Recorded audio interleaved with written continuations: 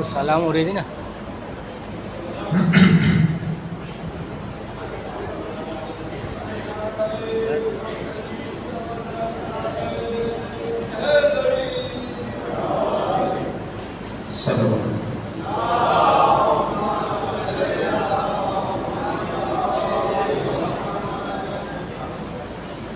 أعوذ بالله السميع العليم من الشيطان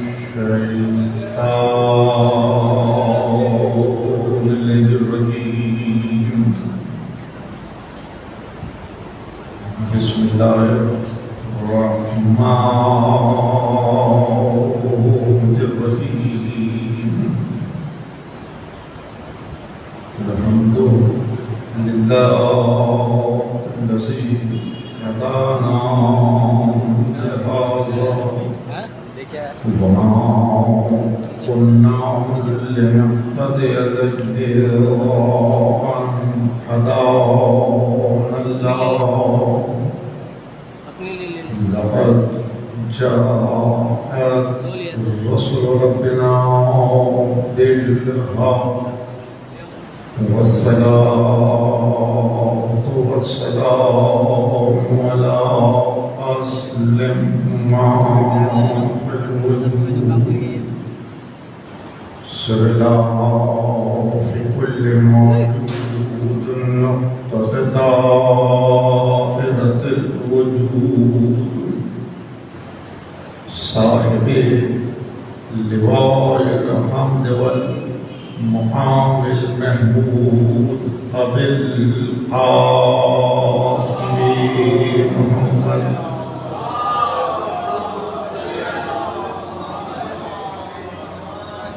وآله الطيبين الطاهرين المعصومين المظلومين الذين عظم الله هم الرجس وطهرهم تطهيرا.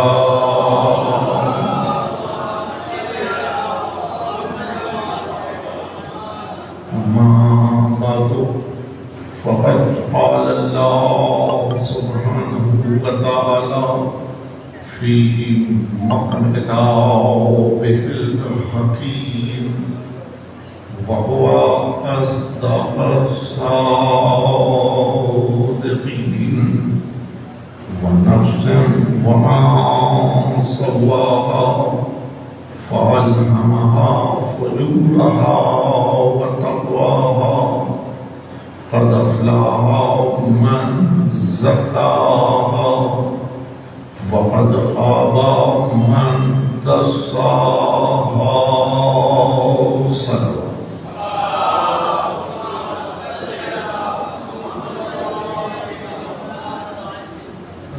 گرامی، نفس انسانی اور اس کی تطہیر کے عنوان پر یہ تیسری تقریر ہے جو آپ حضرات سماعت فرما رہے ہیں. جیسا کہ سورہ والشمس کے ذیل میں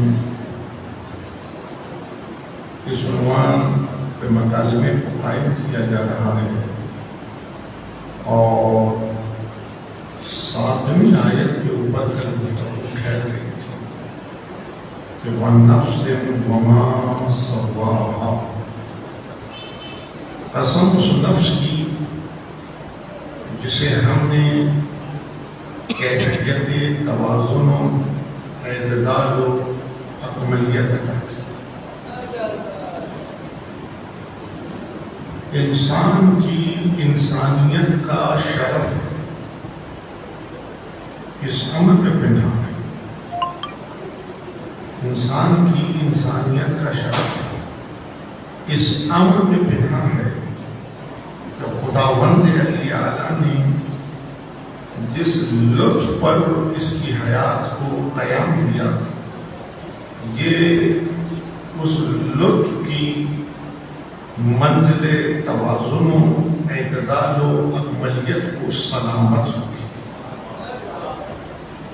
سلامت شان کریمی یہ ہے اس کی کہ اس نے اس لطف پر میری اور آپ کی حیات کا دار و مدار قرار دیا کہ جس کی اس نے قسم کھائی ہے، جس کی اس نے قسم کھائی ہے، اور یقیناً وہ ناقص کی قسم نہیں کھاتا، کامل کی قسم کھاتا، ناقص کی قسم نہیں کھاتا، کامل کی قسم کھاتا۔ یہ اس کی شان کریمی ہے، یہ اس کی شان کریمی ہے، اور شان رحیمیت اس کی ہے کہ فَأَلْحَمَهَا، ہم نے اس پہ الہام کر دیا، ہم نے اس پہ الہام کر دیا۔ ایک کیفیت نفس پہ کل گفتگو تھی اور وہ تھی کیفیت سواہا، اور دوسری کیفیت نفس کیفیت الہام، کیفیت الہام، الہام ایک کیفیت نفس ہے۔ فَأَلْحَمَهَا، ہم نے اس پہ الہام کر دیا۔ وہی مختص ہے، وہی مختص ہے انبیاء کے لیے، وہی مختص ہے انبیاء کے لیے، لیکن الہام ہر نفس پر اس نے کیا، الہام ہر نفس پر اس نے کیا۔ اس کے عدل کا تقاضا یہ ہے، اس کے عدل کا تقاضا یہ ہے کہ اس نے تمام انسانوں کی حیات کا دار و مدار جس لطف پہ قرار دیا وہ نفس، اس کے عدل کا تقاضا یہ ہے کہ اس نے ہر نفس پر الہام کر دیا، ہر نفس پر الہام کر دیا۔ سوال آج کریں کہ کیا الہام کیا؟ محمد علی محمد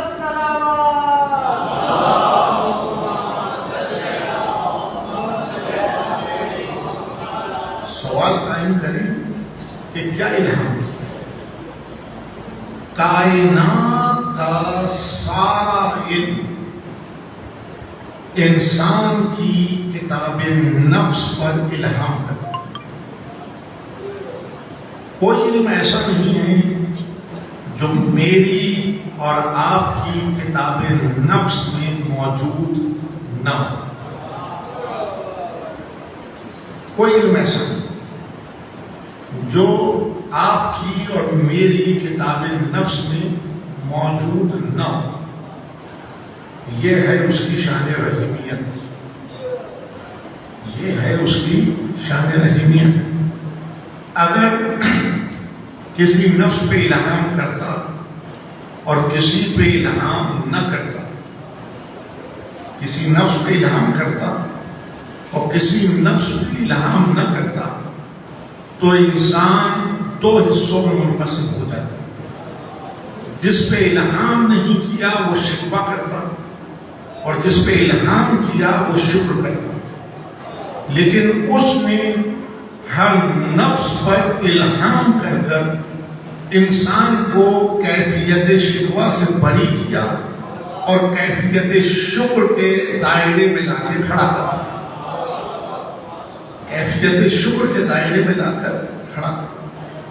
فَأَلْحَمَهَا، اس نے اس نفس پر کائنات کا سارا علم الہام کر دیا۔ اب پہلے اس لفظ الہام کو سمجھ، میں نے کہا یہ کیفیت نفس۔ ہم آپس میں بیٹھ کر جب مکالمہ کرتے ہیں تو کتنی مرتبہ یہ لفظ زبان پر آتا، کتنی مرتبہ یہ لفظ آپ کے کانوں سے ٹکراتا۔ مکالمہ کرتے کرتے آپ جس کو مخاطب کر رہے ہیں، آپ جس کو مخاطب کر رہے ہیں تو وہ مخاطب چونک کر کہتا ہے کہ آپ کی زبان پر کلمہ الہام جاری ہے، آپ کی زبان پر کلمہ الہام جاری ہے۔ کبھی کبھی آپ خود بھی چونک جاتے ہیں اور چونک کر کہتے ہیں کہ ایسا محسوس ہو رہا ہے کہ الہام ہو گئے، ایسا محسوس ہو رہا ہے کہ الہام ہو گئے۔ تو الہام کی تعریف ایک مکالمے میں اس طرح سے ہے کہ زبان انسان پر جب ایسا کلمہ جاری ہو کہ انسان کی قوت دارکہ اس کا احاطہ نہ کر سکے، زبان پر جب ایسا کلمہ جاری ہو جو انسان کی سطح فہم سے بالا ہو، تو وہ برجستہ کہتا ہے کہ ایسا محسوس ہو رہا ہے کہ الہام ہو گیا، ایسا محسوس ہو رہا ہے کہ الہام ہو گیا۔ تو الہام ایک کیفیت نفس ہے۔ کوئی علم کائنات کا ایسا نہیں جو میرے اور آپ کے اندر موجود نہ ہو۔ میرے مکالمے کو آپ قوی بنائیے۔ امیر المومنین علی ابن ابی طالب صلی اللہ علیہ وسلم نے کہ شعر کے اس مصرے سے کہ جہاں میرے سید و سردار نے ارشاد فرمایا کہ اے انسان تو اپنے آپ کو معمولی جرثومہ نہ جان۔ اب آپ پوچھیں انسان کی زندگی کا آغاز کس سے ہوا؟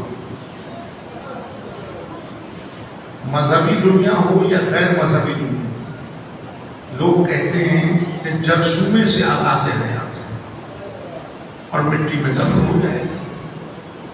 لیکن یہ ہے امیر المومنین کی شان کریمی کہ انہوں نے کلام تو اس مقام سے کیا کہ جہاں انسان سوچ رہا، لیکن لے جا کر اس بلندی پہ کھڑا کیا جہاں اس کو ہونا چاہیے۔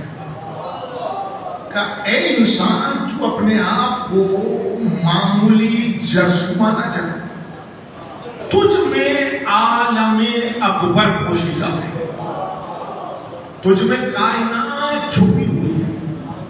کائنات کا کوئی علم ایسا نہیں جو خداوند علی اعلیٰ نے انسان کے نفس پر الہام نہ کیا۔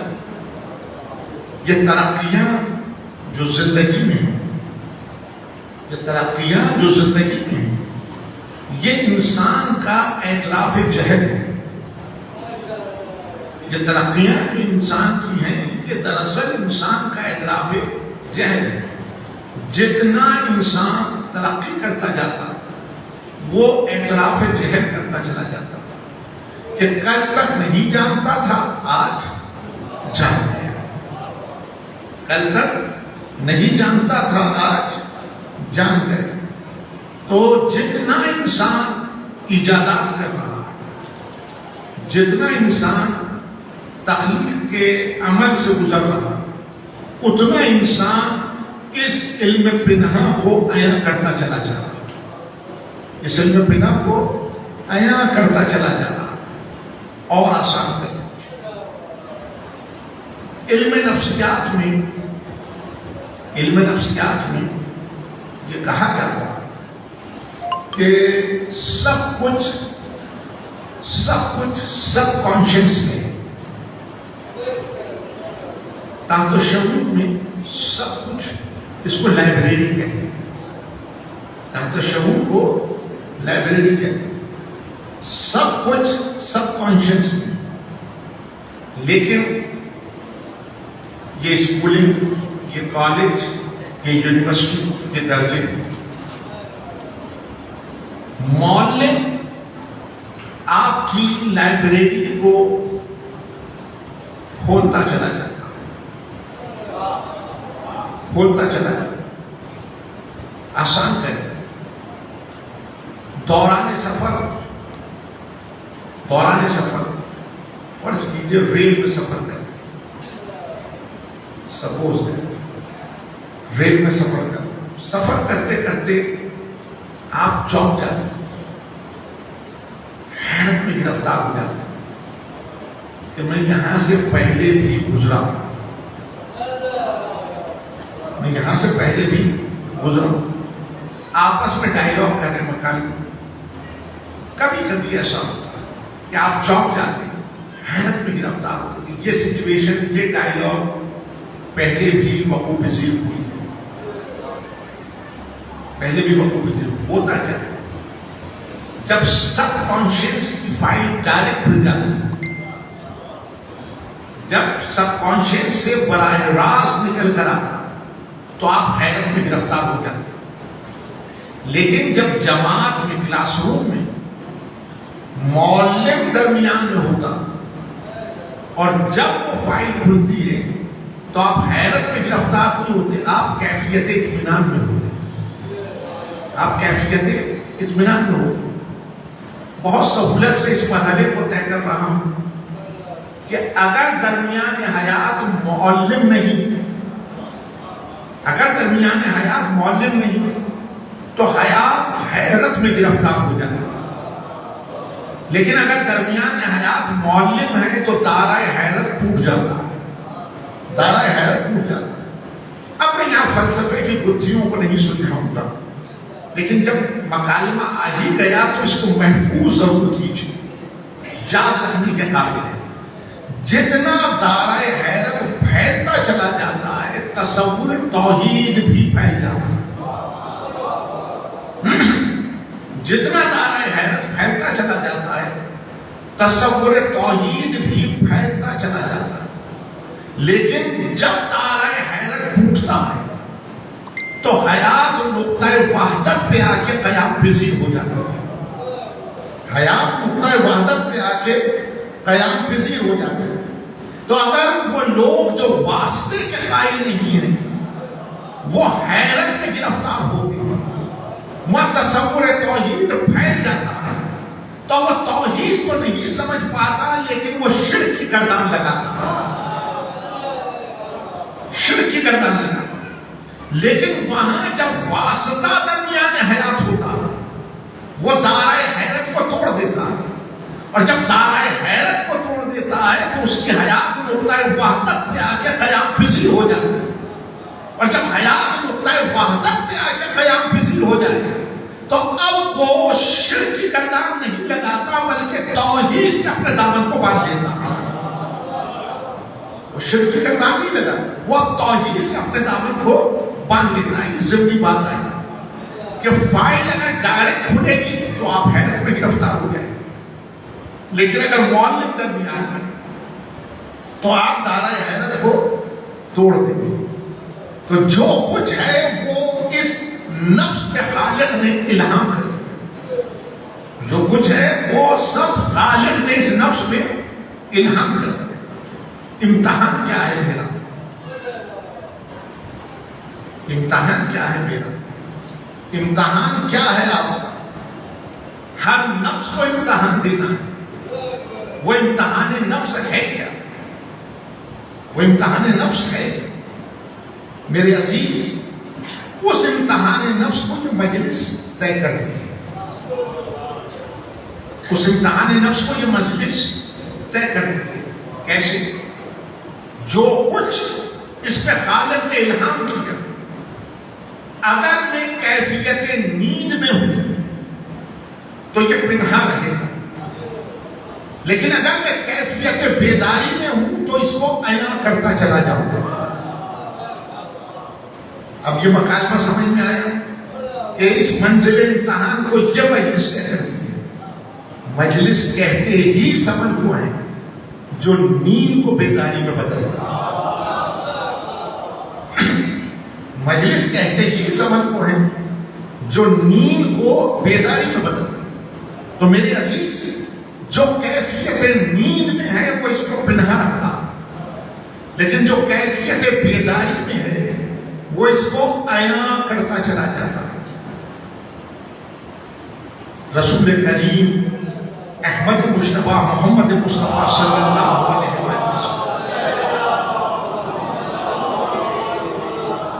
کا ارشاد گرامی ہے کہ انسان سویا ہوا ہے، انسان سویا ہوا ہے، موت آئی تو جاگے. انسان سویا ہوا ہے، موت آئی تو جاگے.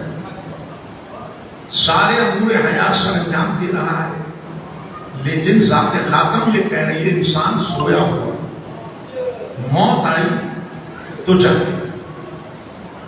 اب یہ مجلس کی تعلیم ذہن میں رہے، ختمی مرتبہ نے کہا انسان سویا ہوا ہے، موت آئی تو جاگے۔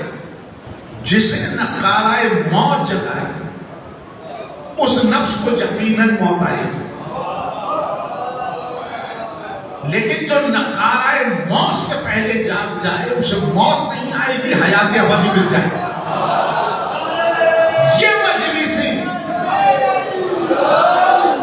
یہ مجلسیں وہی نقارہ ہیں جو موت سے پہلے جگا رہی ہیں۔ یہ مجلسیں وہی نقارہ ہیں جو موت سے پہلے جگا رہی ہیں۔ جو کیفیت نیند میں ہے وہ اس کو پنہا رکھے گا، جو کیفیت بیداری میں ہے وہ اس کو عیاں کرتا چلا جائے گا۔ سورہ اعراف کی معروف آیت ہے، معروف آیت۔ تفسیر میں اگر جائیں تو علماء تفسیر نے صفات کے صفات رقم کی، لیکن لطف مجلس یہ ہے کہ ایک مکالمے میں آپ اس آیت کے فہم کو پائیں۔ ایک مکالمے کہ آنکھ رکھتے ہیں دیکھتے نہیں، کان رکھتے ہیں سنتے نہیں، سینے میں دل دھڑک رہے ہیں لیکن سمجھتے نہیں۔ یہ امکان میں ہے کہ کوئی آنکھ رکھے اور نہ دیکھے، ہے امکان نہیں۔ کان رکھے اور نہ سنے، سینے میں دل دھڑک رہا ہے اور نہ سمجھے، ہے امکان؟ آپ کہہ رہے نہیں، لیکن قرآن کہہ رہا، قرآن کہہ رہا ہے کہ آنکھ رکھتے ہیں دیکھتے نہیں، کان رکھتے ہیں سنتے نہیں، سینے میں دل دھڑک رہے ہیں سمجھتے نہیں۔ اگر حیات فرصت دے تو تفسیر نہیں حاشیے کو جا کے پڑھیں، لیکن میں ایک مکالمے میں اس کے فہم کو آپ تک انتقال پذیر کرنا چاہتا ہوں۔ قرآن کیفیات نفس کو بیان کرتا ہے، یہ بھی ایک کیفیت نفس ہے، یہ بھی ایک کیفیت نفس ہے۔ نفس کی اس کیفیت کا نام نیند ہے، نفس کی اس کیفیت کا نام نیند ہے۔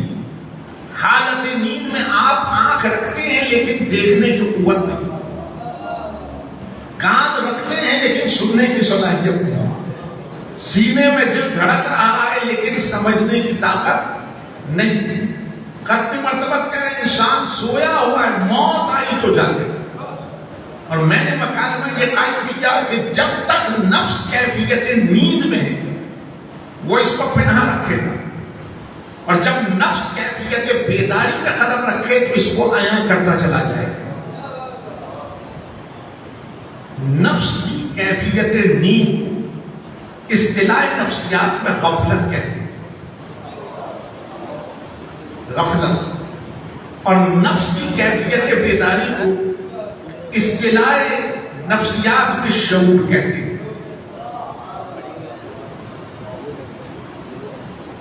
اٹھتے ہیں، بیٹھتے ہیں، چلتے ہیں، پھرتے ہیں، کھاتے ہیں، پیتے ہیں، تغذیہ، تمنیہ، توالد و تناسل کے تمام امور سر انجام دے رہے ہیں، لیکن اگر آپ کیفیت نیند میں سر انجام دیں گے،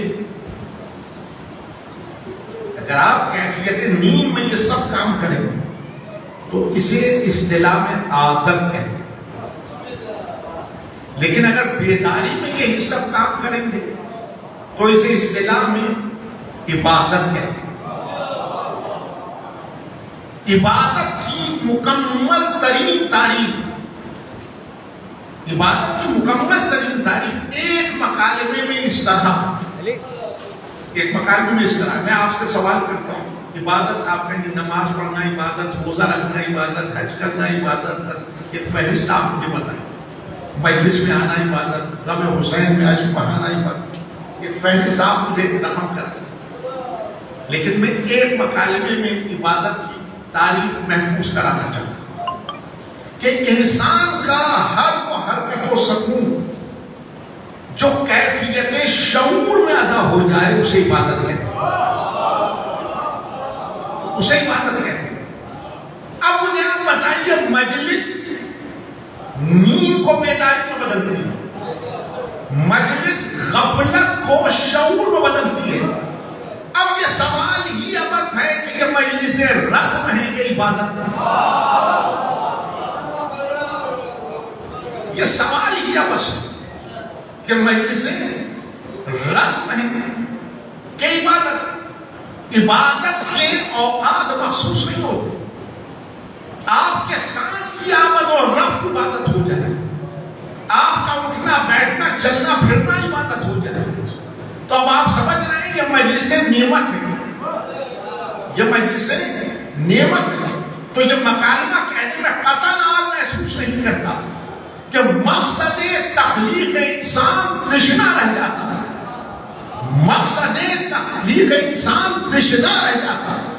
اگر حسین مظلوم شہادت نہ دیتے، حسین ابن مظلوم کی شہادت نے مقصد حیات انسان کی تکمیل کر دی۔ جب تک اس شہادت کی تذکیر ہوگی یہ نفس غفلت سے نکلے گا اور شعور میں قدم رکھے گا، اور جب یہ شعور میں قدم رکھے گا تو اس کے تمام امور حیات عادت نہیں رہیں گے، عبادت ہو جائے گا۔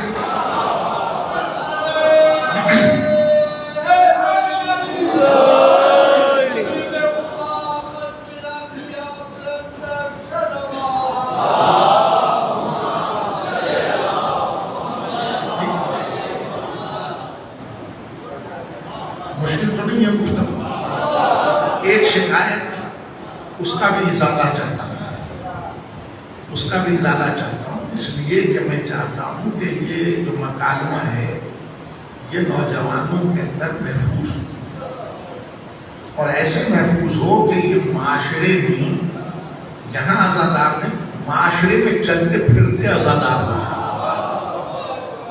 معاشرے میں یہ چلتے پھرتے عزادار۔ عزادار اسے کہتے ہیں جو تاریکی کو روشنی میں بدل دے، عزادار اسے کہتے ہیں جو تاریکی کو روشنی میں۔ ایک عزادار اگر آ کے کھڑا ہو جائے تو وہ تاریکی معاشرے کو روشنی میں بدل دیتا ہے، تاریکی معاشرے کو روشنی میں بدل دیتا ہے۔ تو جب تک غفلت میں، جب تک یہ نفس غفلت کے حجاب میں دبا ہو، یہ اس کو پنہا رکھے، اور جب یہ غفلت کے حجاب کو الٹ کر کیفیت شعور میں قدم رکھے گا کہ اس کو حویلا کرتا چلا جائے گا، آیا کرتا چلا جائے گا، اوپن کرتا چلا جائے گا، فائل کو اوپن کر دیکھیں یہ غفلت شعور میں کیسے بدلی، یہ غفلت شعور میں کیسے بدلی۔ وہ عادل ہے، دیکھیے اب عدل پہ دلیلیں قائم کریں آپ، ہر نفس پر واجب، ہر نفس پر واجب ہے کہ وہ اصول میں دلیل کو قائم کرے۔ یہ تو ماؤں کی آغوش کی خنک ہے کہ انہوں نے آپ کو اصول دین یاد کرا دیا، یہ ماؤں کی آغوش کی خنک ہے کہ انہوں نے آپ کو اصول دین یاد کرا دیا کہ توحید، عدل، نبوت، امامت ہے۔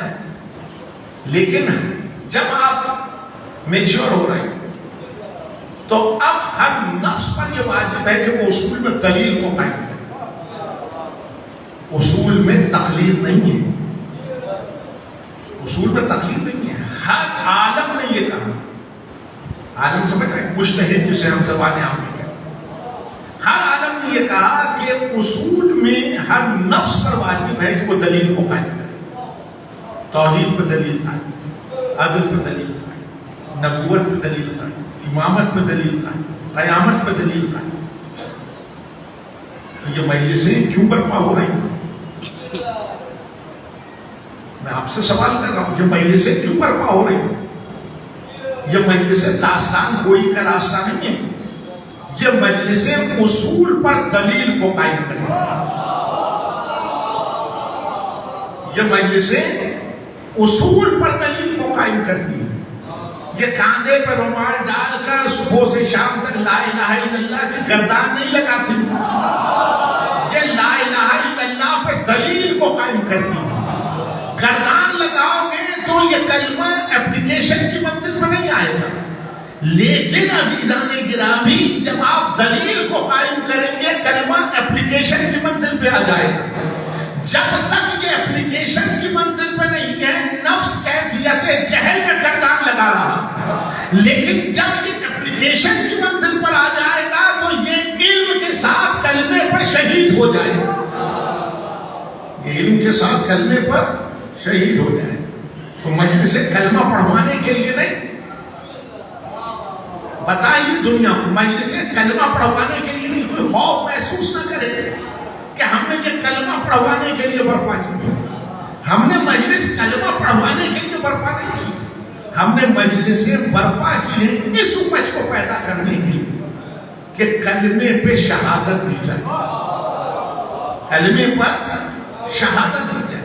وہ عادل مفترض ہے، ہر نفس کا انتظام، ہر نفس کا اہتمام، ہر نفس کا اہتمام اس نے معین کر دیا۔ زندگی کا دار و مدار اس نفس پر کہ کوئی نہیں کھڑا کسی دائرے میں، اس کا انتظام اس لطف پر ہے، اسے نفس ہے۔ عدم اس کا یہ کہ اس نے ہر نفس پہ انعام کر دیا، عدم اس کا یہ کہ اس نے ہر نفس پر انعام کر دیا، کسی کو دیتا کسی کو نہ دیتا۔ تو ڈے آف جسٹس عدل کیسے ہوگا؟ جسے نہیں دیا وہ تو اکڑ کے کھڑا ہوگا، مجھے تو دیا ہی نہیں تھا۔ ڈے آف جسٹس سب کے لیے، لہذا اس نے ہر ایک نفس پر انعام کیا اور اس نے ہنگامہ کائنات کو سمیٹنے کے سائے بھی سب کو یکساں دی۔ اب ماڈرن ایج میں سائنس کی ڈیفینیشن کیا بتاتے ہیں بچوں؟ سائنس کسے کو کہتے ہیں؟ 5 سینسریز، 5 حواس جو خالق نے دیے، اس کی سب پہ جو کچھ آ جائے وہ سب علم سائنس ہے، وہ سب علم سائنس ہے۔ ہیئرنگ پاور ہے، سائٹنگ پاور ہے، اسمیلنگ پاور ہے، ٹیسٹنگ پاور ہے، ٹچنگ پاور، ٹھیک، یہ سب سائنس ہے، ٹھیک۔ اچھا، ان حواس سے جو کچھ آپ پاتے ہیں کیا سب سمیٹ ہیں؟ نہیں، سوال قائم کرتے، سوال قائم کرتے، اس آواز کو سنوں یا نہ سنوں؟ اگر اس کا والیوم ابھی ہائی ہو جائے، ہر ایک کان میں انگلی ڈالے گا اور ادھر اشارہ کر کے کہے گا کم کرو، کیوں؟ سماعت قبول نہیں کر رہے، سماعت کے ظاہر ہونے کا خطرہ، ہزارڈز پہ جاتے ہیں شور، تو کانوں میں انگلیاں ڈال دیتے ہیں، کیونکہ سماعت کے ظاہر ہونے کا خطرہ۔ ہر آواز سننے کے لیے نہیں، ہر آواز رد کرنے کے لیے نہیں، ہر منظر دیکھنے کے لیے نہیں، اور ہر منظر رد کرنے کے لیے نہیں۔ مثال دے رہا ہوں، سولر انرجی سب استفادہ کر رہے ہیں، اب تو حکومت مشورہ دے رہی ہے کہ سولر سسٹم پہ آ جائے آپ، تاکہ باپ کی جان چھوٹ جائے، کیسی کی جان چھوٹ جائے، اتنا آگے چلے گئے۔ لیکن کوئی یہ نہیں کہہ رہا سورج کو ٹکٹکی باندھ کے دیکھنا، ہر ایک کہتا ٹکٹکی باندھ کے نہ دیکھنا ورنہ پینا ہی چلی جائے گی۔ لیکن پہلی آئی نہیں، اور ہر ایک، اور خاص کر عید، ہر ایک چاند کی تلاش میں ہوتا ہے کہ دیکھیے، اس لیے کہ اس کو خنک رکھی، اس میں گرمی رکھی، تو جہاں گرمی ہو وہاں آنکھ نہ ملائے، جہاں خنک ہو وہاں آنکھ ملائے۔ والشمس والضحیٰ والقمر اذا تلاہا، نبوت جلال ہے، نبوت جلال ہے اور امامت جمال ہے. نبوت جلال ہے اور امامت جمال ہے. اس لیے کہا کہ امام کی معرفت حاصل کرو. یہ ضمنی بات ہے. آفتاب ضروری ٹکی نہیں باندھیں گے. مہتاب بھی ہے ٹکی باندھ لیں گے. آفتاب کا کام کیا ہے؟ اب تو آپ انرجی کو اسٹور کر لیں. آفتاب نہ ہو تو دنیا بھوکی مر جائے. اس لیے کہ دانائے گندم چٹکتا ہی تمازت آفتاب سے. اور اگر مہتاب نہ ہو تو دانائے گندم میں مٹھاس آ نہیں سکتی. تو اس نے جس کو بنایا کمال پہ بنایا، عدل کے ساتھ بنایا. لیکن ہر آواز سننے کے لیے نہیں، ہر آواز رد کرنے کے لیے، ہر منظر دیکھنے کے لیے نہیں، ہر منظر رد کرنے کے لیے. تو ان حواس سے جو کچھ آپ پاتے ہیں تو سوال رکھتے جاتے ہیں. اگر سوال کو غائب کر دیں گے آپ تو آپ ہلاکت کے دائرے میں چلے جائیں گے، اور سوال کو قائم کریں گے تو آپ حفاظت کے دائرے میں آ جائیں گے. آسان ہے. اگر سوال غائب ہے تو آپ ہلاکت کے دائرے میں، اور اگر سوال قائم کریں گے تو آپ حفاظت کے دائرے میں آ جائیں گے. پورا قرآن پڑھیں گے. دعوت عام ہے. قرآن کا مخاطب آپ ہیں. یہ شرف آپ کو ملا کہ خالق آپ سے مکالمہ کرے. اب آپ کو کیا حاجت کہ بادشاہوں سے، حکمرانوں سے مکالمہ کرے؟ آپ تو اتنی اشرف ترین مخلوق ہیں کہ خالق آپ سے مکالمہ کرنا. اس رخ سے بھی کبھی قرآن پڑھ کے دیکھیں کہ قرآن میں جہاں جہاں وہ آپ سے مکالمہ کر رہا، آپ سے مخاطب ہے، وہ سوال کر رہا، وہ سوال کرتا. سوال کمزور نہیں کرتا، قوی کرتا. سوال کمزور نہیں کرتا، قوی کرتا. سوال کا مقصود کیا ہے، حاصل کیا ہے؟ سوال نیند کو بیداری میں بدلتا ہے، غفلت کو شعور میں بدلتا ہے. سوال اگر قائم ہے کہ غفلت کے حجاب میں دبے گا. سوال قائم ہوگا یہ حجاب غفلت کو الٹ کے کیفیات شعور کو بلند کرتا چلا جائے گا. غفلت کے حجاب میں دبا ہے تو فائل بند ہے. غفلت کے حجاب کو الٹے گا تو فائل کھلتی چلی جائے گی. فائل کھلتی چلی جائے گی. تو پورا قرآن کو پڑھیے. ہر یستوی الاعمی والبصیر، کیا آنکھ رکھنے والا اور آنکھ نہ رکھنے والا برابر ہو سکتے؟ اسے پتا نہیں. آپ سے پوچھ رہا. وہ کبھی ہے معلم جب جماعت میں آتا ہے، ٹیچر، لیکچرر، پروفیسر جب جماعت میں آتا ہے تو وہ کیا کرتا ہے؟ طلباء سے سوالات کرتا ہے. طلباء سے سوالات کرتا ہے اور سوالات کے ذریعے سے اپنے ٹاپک کو وائٹ بورڈ، بلیک بورڈ کے اوپر تحریر کرتا ہے. یعنی وہ عنوان ان سے اخذ کرواتا. کیا وہ نہیں جانتا تھا ٹاپک؟ عنوان کو وہ نہیں جانتا تھا، لیکن وہ سوال کر کر طلباء کو اپنے ساتھ مصروف کرتا، ان کی نیند کو بیداری میں بدلتا، ان کی نیند کو بیداری میں بدلتا ہے، انوالو کر دیتا ہے وہ اپنے مضمون کے ساتھ. تو خالق کی تخلیق کا سب سے حسین شاہکار آپ ہیں. وہ آپ کو کیفیت نیند میں دیکھنا نہیں چاہتا، کیفیت بیداری میں دیکھنا چاہتا. لہذا وہ پورے قرآن میں جہاں آپ سے مکالمہ کر رہا ہے وہ سوال کرتا.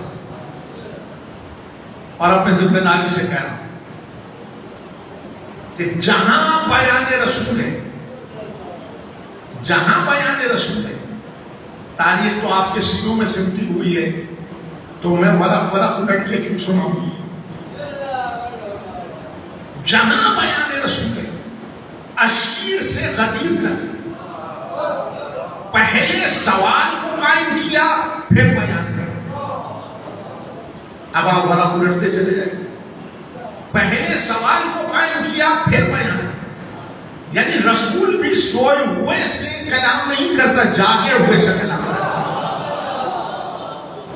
جاگے ہوئے سے کلام کریں. بعد ختمی مرتبہ اب دیکھیں تعلیم کا سفر وقت کام ہے ہمارے پاس. بعد ختمی مرتبہ چند دن گزرے بذت کی منزل پہ تھی حضرت زینب. مقام فتح پہ آئیں گے, باغ لینے آئے, سوال قائم کرنے آئے, سوال قائم کرنے, آنسو بہے, مجبور تھی, سوال کو قائم کیا, سوال کو قائم کیا. علی خاموش رہے, سوال کو قائم کیا. علی منبر کوفہ پر آئے, سوال کو قائم کیا. علی جمل و صفین و نہروان میں آئے, سوال کو قائم کیا. سوال تو آج بھی ہے. جب تک سوال رہے گا سویا ہوا انسان جاگے گا. اب آپ سن رہے ہیں کہ صاحب فلق نہ پڑھو, کیوں نہ پڑھو؟ فلق نہیں پڑھوں گا تو سوال غائب ہو جائے گا, اور سوال غائب ہو گیا تو کلمہ پڑھنے والا ہلاکت کے دائرے میں چلا جائے گا. لیکن اگر سوال غائب ہوگا تو کلمہ پڑھنے والا حفاظت کے دائرے میں آ جائے گا. تو کیوں روک رہے ہو سوال؟ مدائن کے میدان میں حسن کھڑے ہیں, سوال. سنو حسن, سوال. کربلا, سوال. نہیں, کربلا سے لے کے شام کے دربار تک سوال. تو مختصر کہتا ہوں 11 ہجری کے بعد فلق سے لے کے شام کے دربار تک سوال. جب تک یہ سوالات دہرائے جائیں گے خوابیدگی بیداری میں بدلے گی, اور جہاں ان سوالات کو روک لیا جائے گا انسان خوابیدہ ہو جائے گا. جب انسان خوابیدہ ہوگا تو وہ غفلت کے دائرے میں چلا جائے گا, اور جب انسان بیدار ہوگا تو وہ حفاظت کے دائرے میں آ جائے گا. تو عزیزان گرامی, اب آپ سمجھ لیجئے کہ ملوکیت کربلا کا راستہ کیوں روکتی ہے؟ وہ سوال کو روکتی ہے. اور امام کہتا ہے ہر عہد کے اندر کربلا نہ بھولو. امام کیا چاہتا ہے؟ سوال قائم ہو. تو ملوکیت کا منشا یہ ہے کہ مردے کلمہ پڑھیں, اور امامت کا منشا یہ ہے کہ زندہ کلمہ پڑھیں. جب مردے کلمہ پڑھتے ہیں تو وہ مر ہی جاتے ہیں, لیکن جب زندہ کلمہ پڑھتے ہیں تو وہ مرتے نہیں ہیں, وہ باقی رہ جاتے ہیں. تو مردوں کا فاتحہ نہیں ہوتا, زندوں کا فاتحہ.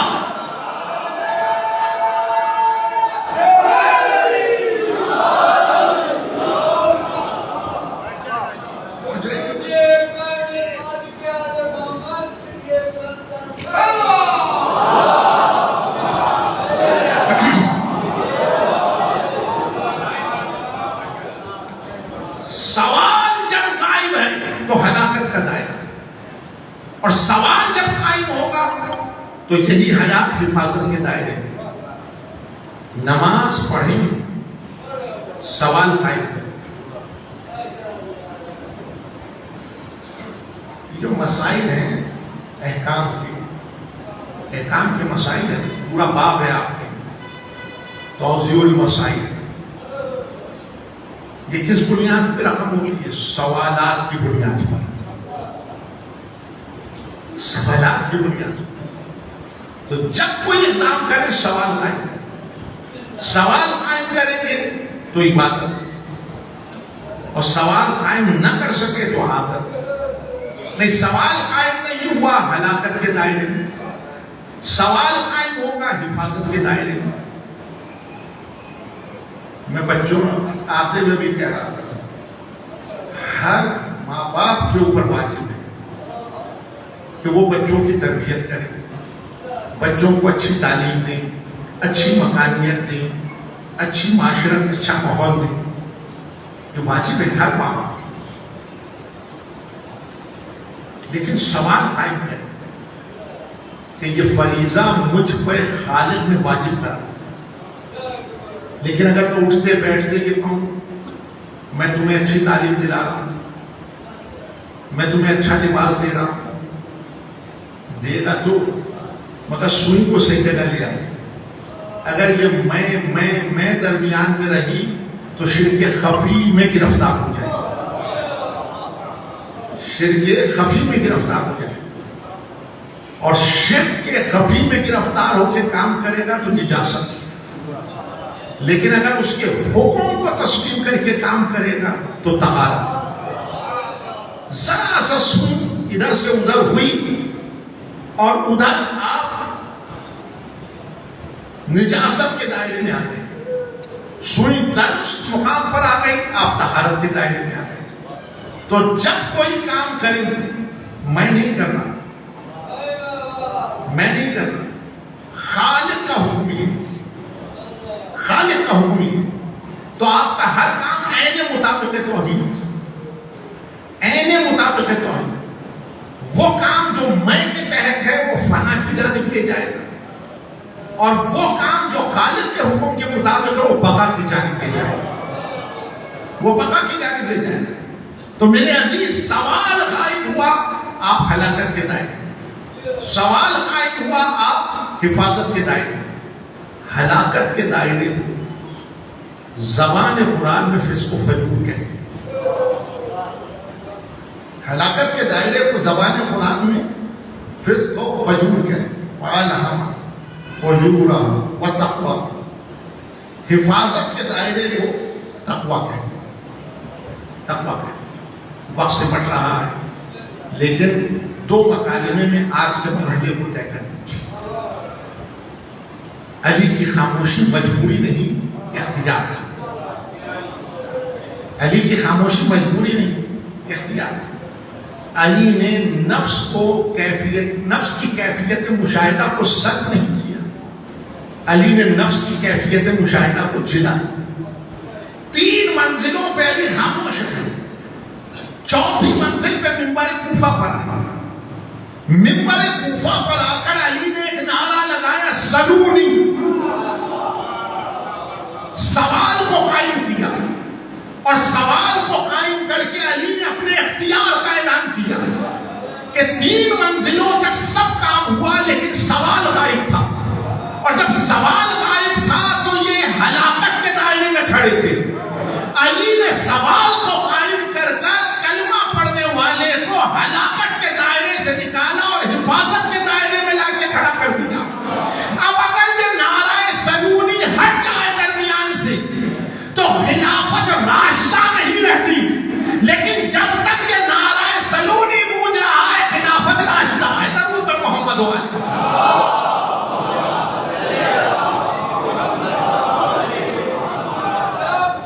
جب تک بس تھوڑا سا ٹائم ہے،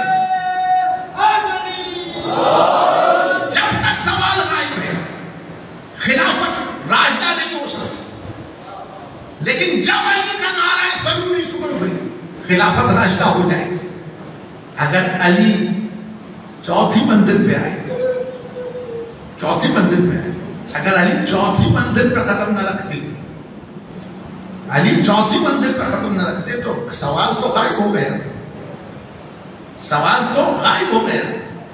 تو صبح قیامت تک کلمہ تو پڑھا جاتا لیکن ہلاکت کے دائرے میں کھڑے ہو رہا. علی نے سوال کو قائم کر کر کلمہ پڑھنے والے کو حفاظت کے دائرے میں لا کے کھڑا کر دیا. اس لیے اب القابات علی کے جتنے ہیں جو چاہے وہ چھیننے کی کوشش کرے، لیکن کہیں کوئی یہ نہیں کہہ سکا کہ میں امام المتقین ہوں. اس لیے جو اپنی حفاظت نہ کر سکا وہ امت کی حفاظت کیا کرے. جو اپنی حفاظت نہ کر سکا وہ امت کی حفاظت کیا کرے. سوال ہلاکت کے دائرے سے نکال اور حفاظت کے دائرے میں. سوال غائب رہا تو آپ فاسق و فاجر، آپ سے مراد بغیر سوال کے جو اقدام، اور سوال کو قائم کر دیں گے تو آپ متقی، آپ متقی. نماز تقویٰ ہے، سوال فاسق و فاجر، اور سوال کو قائم کر کے پڑھے گا متقی۔ اس لیے کربلا کا ورق الٹنا، لاکھوں نماز پڑھ رہے تھے لیکن ایک نفس تھا شب عاشور جس میں سوال قائم ہوا، جس میں سوال قائم ہوا، اس نے ایک قدم بڑھایا، وہ ہلاکت کے دائرے سے نکلا، حفاظت کے دائرے میں آ گیا۔ تو عزیزان گرامی، یہ مجلسیں سوال قائم کرتی ہیں، اگر یہ مجلسیں درمیان حیات نہ ہو تو سوال غائب ہو جائے گا، اور سوال غائب ہو جائے اور اسلام کی رضا میں نپٹ جائے تو میت ہے، لیکن اگر سوال کو قائم کر لے گا تو عزیزان گرامی ایک سانس کھینچ لے زندہ و جاوید رہے گا، ایک سانس کھینچ لے زندہ و جاوید رہے۔ رسول نے سوال قائم کیا، رسول نے سوال قائم کیا، ان کی آل نے سوال قائم کیا۔ مزاج دان الہی ہے محمد والے محمد، مزاج دان الہی ہے محمد والے محمد۔ وہ آئے اسی لیے کہ اس کے ناس کو سلامت رکھے، وہ آئے اس لیے وجہ تخلیق کائنات ہے، یہ ذمہ داری نہیں کی تھی کہ یہ اس کے ناس کو سلامت رکھے، صحبتیں اٹھائیں لیکن اس کا ناس سلامت رکھے، اس کا ناس سلامت رکھے۔ 27ویں سفر کی شب دن گزر گئے، اب 28ویں کی شب، 28ویں کی شب حذیفہ سے کہا ختمی مرتبت میں کہ 12 آدمی میرے قتل پہ مامور کیے گئے، 12 آدمی میرے قتل پر مامور کیے گئے۔ آج بھی کلمہ پڑھنے والے ان 12 افراد کو ڈھونڈ رہے ہیں، ان 12 افراد کو ڈھونڈ رہے ہیں، لیکن میں بڑی احتیاط سے مکالمہ کرتا ہوں۔ بعد خاتم جنازہ رسول میں جو 12 افراد نہیں ہیں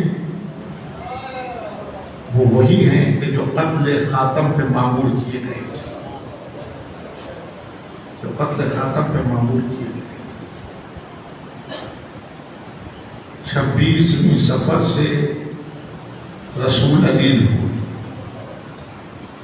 26ویں سفر سے رسول علیل ہوئے، 27ویں کا دن گزرا، 28ویں کا شہر تھا، رسول مسجد میں آئے، مسجد صحابہ سے بھری ہوئی تھی، کہا انی تارکم فیکم الثقلین، میں تم میں 2 گراں چیزیں چھوڑی، ایک قرآن اور دوسرے میری ہجرت جو میری سنت کی وارث، جو میری سنت کی وارث۔ گھر میں آئے، بستر پر استراحت کر رہے تھے، آنکھیں بند تھیں، اور ایسے میں ایک بار آنکھوں کو کھولا اور کہا کہاں ہے میری راحت جان، کہاں ہے زہرا، کہاں ہے زہرا، بلاؤ زہرا کو بلاؤ، بلاؤ زہرا کو بلاؤ۔ شہزادی نے حجرے میں قدم رکھا، رسول نے دونوں ہاتھوں کو بلند کر دیا، باپ نے بیٹی کے گلے میں بانہیں ڈال دی، باپ نے بیٹی کے گلے میں بانہیں ڈال دی، کہ زہرا بس اب رخصت قریب ہے، زہرا اب رخصت قریب ہے۔ بیٹی کے آنکھ سے آنسو ڈھلک کے رخسار رسالت پہ گر رہے تھے، کہ زہرا گھبراؤ نہیں، جلد ہم تمہیں اپنے پاس بلائیں گے، زہرا گھبراؤ نہیں، جلد ہم تمہیں اپنے پاس بلائیں گے۔ لیکن زہرا منزل امتحان طے کرنا ہے، زہرا منزل امتحان طے کرنا ہے، بعد میرے بڑی صحبتیں اٹھانا ہے بیٹا۔ چند مہینے 75 دن یا 95 دن، لیکن زہرا بڑی صحبتیں اٹھانا ہے۔ زہرا صبر سے کام لینا، زہرا صبر سے کام لینا۔ شہزادی کے چہرے پہ سرخی دوڑ گئی اور عزیزوں باپ کے لبوں پہ لب رکھ دیے، اور ایک مرتبہ رسول نے پکار کے کہا زہرا میری راہ کے جاں، میرے آنکھوں کی ٹھنڈک، میرا حسین کہاں ہے، میرا حسین کہاں ہے؟ شہزادی نے سینے سے سر کو ہٹایا، کہا بابا آپ کے قدموں پہ سر رکھے ہوئے رو رہا ہے، بابا آپ کے قدموں پہ سر رکھے ہوئے رو رہا ہے۔ کہا زہرا حسین کا مقام میرا سینہ ہے، حسین کا مقام میرا سینہ ہے، بلاؤ میرے شہزادے کو، بلاؤ بلاؤ میرے شہزادے کو بلاؤ۔ حسین قریب آئے، سینے سے لگا کے کہا بیٹا وعدہ یاد رہے، بیٹا وعدہ یاد رہے، انبیاء کی محنتوں کو بچانا ہے، بیٹا وعدہ یاد رہے، قرآن کے پیغام کو بچانا ہے، بیٹا وعدہ یاد رہے، احیاء دین کرنا ہے۔ ہاں حسین بھلا گھر لٹانا ہے، ہاں حسین اپنے سر کو پیش کرنا ہے۔ ہاں بیٹا صبر کا دامن نہ چھوٹے، بیٹی کو صبر کی تلقین کی، نواسے کو صبر کی تلقین کی، اور ایک مرتبہ کہا وہ چھوٹی سی بچی ذرا اسے بھی زہرا میرے قریب لاؤ۔ زینب کو قریب بلایا، زینب کو قریب بلایا، چھوٹا سا سن بچی کا، چھوٹا سا سن بچی کا نانا کے سرانے آ کے کھڑی ہوئی۔ نانا نے کبھی حسین کا چہرہ دیکھا، کبھی زینب کا چہرہ دیکھا، بچپنے کی ادا میں بچی نے کہا نانا میں خواب دیکھ رہی ہوں، نانا مجھے اس کی تعبیر بتا دیجئے، نانا مجھے اس کی تعبیر بتا دیجئے۔ کہا بیٹا کیا خواب دیکھا؟ کہا نانا میں صحرا میں کھڑی ہوں، ایک درخت ہے، طوفان ہے، حوادث ہے، نانا میں ایک شاخ کو تھامتی ہوں وہ ٹوٹ جاتی ہے، نانا دوسری شاخ کو تھامتی ہوں وہ ٹوٹ جاتی ہے، نانا جس شاخ کو تھاما وہ ٹوٹ گئی، اور نانا میں گھبرا کے پیچھے ہٹی، میں نے دیکھا درخت جڑوں کو چھوڑ رہا ہے، درخت کی جڑیں زمین کو چھوڑ رہی ہے۔ ایک مرتبہ کہا ذرا قریب آ جا بیٹا، زینب کی پیشانی کو چوم کے کہا بیٹا وہ جڑیں جو زمین سے اکھڑ رہی ہے وہ میں ہوں جو دنیا سے جا رہا ہوں، وہ شاخ جو ہاتھ سے چھوٹی وہ تیری ماں ہے جو چند دنوں کے بعد تجھے چھوڑ جائے گی، وہ دوسری شاخ جو ہاتھوں سے چھوٹی وہ تیرا باپ ہے جس کے سر پہ ضربت لگے گی، وہ تیسری شاخ جو ہاتھ سے چھوٹی وہ تیرا بھائی حسن ہے جس کے جگر کے ٹکڑے لگن میں تجھے دے گی، اور پھر کہا وہ شاخ جو آخری ہاتھ سے چھوٹی زینب وہ تیرا بھائی حسین ہے، اور یہ کہہ کے کہا زینب صبر کرنا میرے لال، عجب نہیں کہا ہو بیٹا تو 70 قدم کے فاصلے پہ کھڑی ہوگی، اور تیرے بھائی کے خوش قدموں پر خنجر روا ہوگا، بیٹا تو پکار پکار کر کے رہی ہوگی، ارے کوئی مظلوم کی مدد کرے، ارے کوئی غریب کی